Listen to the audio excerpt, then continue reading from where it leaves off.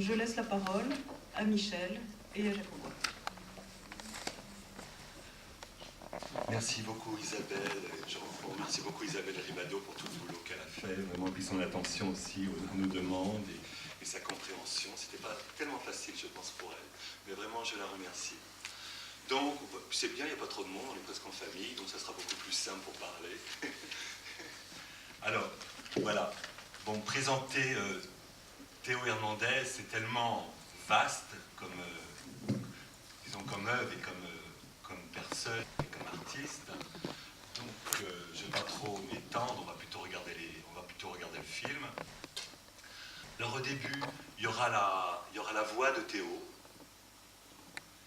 Et après la voix de Théo, il y aura le cinématon de Gérard Courant. Et après, il y aura Parvis Beaubourg. Alors, Parvis Beaubourg vient dans la création de Théo Hernandez.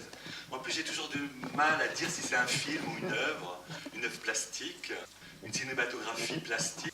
J'ai toujours du mal à situer ce genre de travail de Théo Hernandez et certaines œuvres qu'on a fait en tant que cinéma, quoi.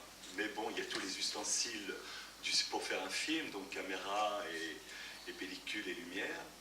Donc Théo, voilà, Parvis Beaubourg, ça vient après de Señora de Paris, sans doute que vous avez sans doute vu, où là Théo se déchaîne sur Notre-Dame de Paris.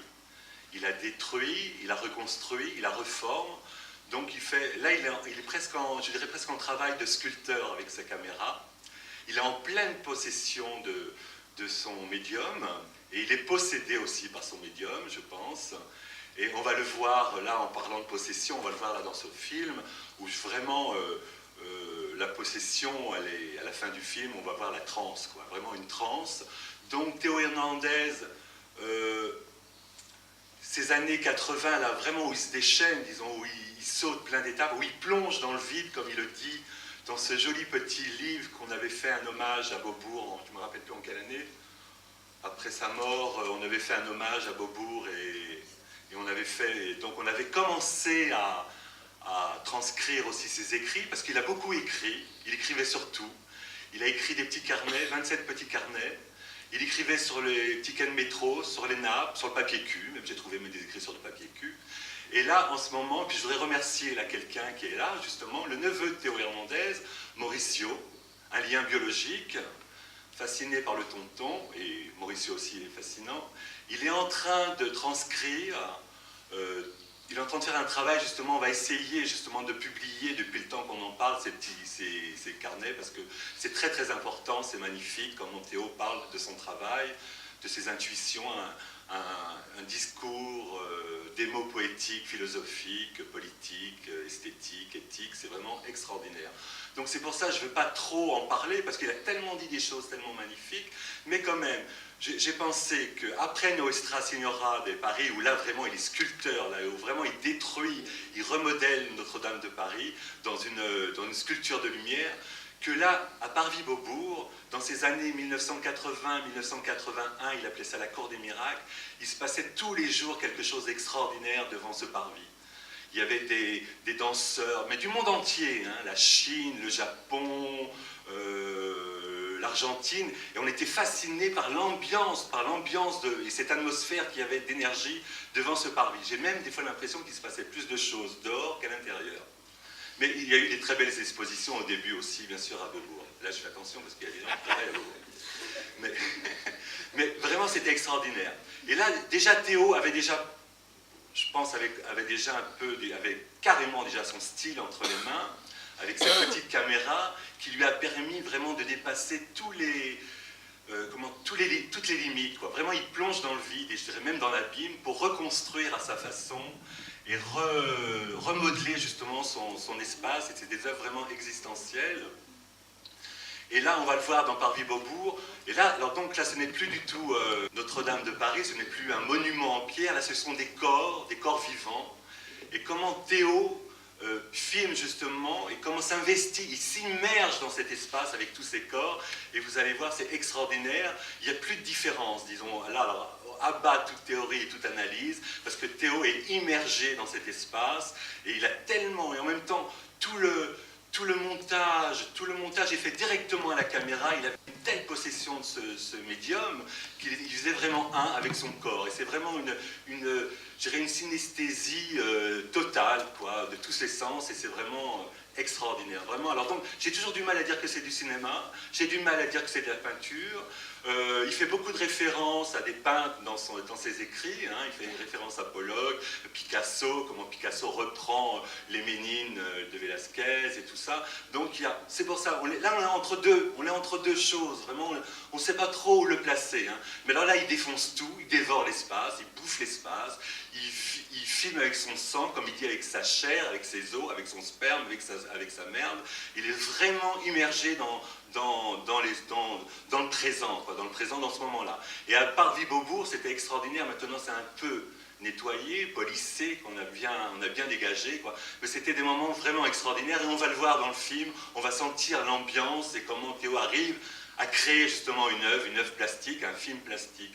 Je laisse aussi la parole à Jacques, qui est un compagnon, hein, qui est encore un très grand compagnon, bien sûr, mais il était avec nous dans ce groupe, la Métro Barbès Rochechouart. On était aussi avec Gaël, il y avait Jacques, on était ce noyau, puis autour, il y avait d'autres petites planètes fugitives, et qui disparaissaient et qui revenaient. Mais là, c'était des noyaux purs, disons. Donc, on regardait ensemble nos roches, on discutait de nos roches, on parlait de cinéma, on avait des moments intenses même dans nos discussions, puis justement dans la façon comment on regardait nos films.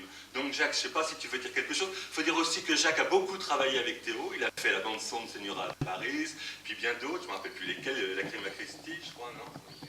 Une partie de Christo, le deuxième Christo. Oui, Christo, oui. Il a travaillé parce que bon, il était dans le son, donc il a apporté une grande contribution aussi au travail de Théo, et puis bon, cette rencontre de nous quatre, c'était merveilleux. Qui était une histoire d'amitié, une histoire d'amour et une histoire de création. Vas-y, Jacques. Bonsoir et merci d'être venu. C'est vrai que c'est difficile de rajouter quelque chose après ce que Michel vient de dire. Je voudrais simplement rebondir sur un des derniers mots qu'il vient d'employer, le mot amour. C'est vrai que hier, quand Michel m'a demandé de co-présenter cette séance, ce soir, bon, la nuit qui a passé depuis hier m'a tenu éveillé une grande partie de la nuit et m'a ramené justement des émotions très fortes de cette période, et j'ai noté quelques souvenirs forts des émotions, de ce que je ressentais, de ce que Théo a pu communiquer. Alors justement, par rapport à ne serait-ce que son nom, son prénom, surtout ne mettez pas de H. C'est Théo de Théodoro sans H, parce que justement, Théo, il ne maniait pas la hache. Son cinéma ne coupe pas. Son cinéma nous relie. Il était constamment dans son attitude de captation du réel. Il était dans une attitude de symbiose, une attitude d'amour avec le sujet. Et pour moi, Théo, c'était d'abord un œil. Et un œil à l'acuité semblable à celle d'un rapace. Je vous lis les images qui me sont venues donc cette nuit. Pour moi, c'est un rapace qui fondait sur sa proie, et c'est la proie qui s'emparait de Théo et qui l'entraînait dans le geste. Et en particulier dans le film que vous allez voir tout à l'heure, dans Parvis-Beaubourg, c'est particulièrement vrai, où il épousait tous ces artistes qui étaient là sur le parvis, les jongleurs, les danseurs, les chanteurs, et je compare cette vie qu'il y avait sur ce parvis. Pour moi, la seule émotion similaire à ça, c'est, si certains ont connu ou ont vécu la place Jamel Fna à Marrakech, c'est le même type d'émotion. Et à part que là, il y avait quelque chose de peut-être de moins, peut-être Jamel Fna, il y a des rites, là c'était avec une très grande liberté. Donc voilà ce que je voulais dire. Qu'est-ce que j'ai noté? Il parle de rapace, hein, il se prend pour un rapace. Alors, bon, c'est pas pour ramener à moi, mais c'est vrai que j'ai eu l'honneur, je considère ça comme un très grand honneur que m'a fait Théo, dans un de ses plus beaux films également, c'est 3 gouttes de mescal dans une coupe de champagne, où il m'a fait personnifier le jaguar, le saut du jaguar, qui était aussi un de ses animaux totems, hein, on peut dire, hein, qui venait vraiment de son Mexique natal.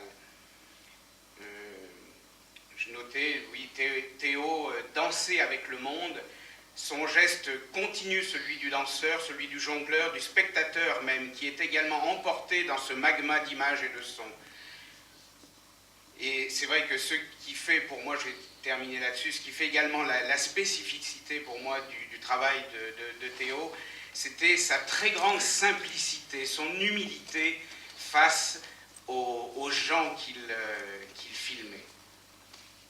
Voilà, maintenant je crois qu'on peut laisser la place à d'abord sa voix, son image et ses images qu'il a produites. Merci.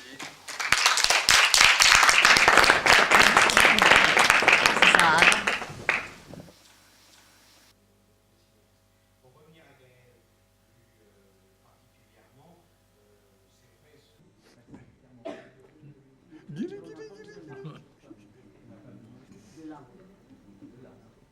plus particulièrement, Gérard, il travaille avec le Super 8, de la Dini. Vas-y, tu peux rentrer dans le fond. Aïe, aïe, aïe. Tu es Super 8, Gérard, quand je pensais que tu t'y remets. Alors, je me mouche pour dire bonjour à la dame. Donc on va essayer de parler tous les deux de Gaël Badeau, qui est décédé en 2002, qui était l'ami de Théo Hernandez. Donc vous voyez tous ces liens entre nous, hein, tous ces liens, tout ça, ça se tissait. Donc Gaël Badeau a pu faire des films grâce au miracle, bien sûr, de Théo Hernandez, à la générosité de Théo, à l'écoute de Théo. Et une fois, je me souviens, j'avais demandé à Théo, mais je me dis, comment tu... Bon, parce que des fois, Gaël délirait complètement, disons même dans sa schizophrénie. Et je disais à Théo, mais comment tu arrives des fois à supporter Gaël? Et Théo m'a répondu tout simplement, la seule chose que j'aime dans la vie, c'est les fous et la parole des enfants. Bon, alors là, j'ai fermé mon bec et j'ai compris. Donc, alors voilà Gaël. Donc Gaël, orphelin, avec une vie très très lourde.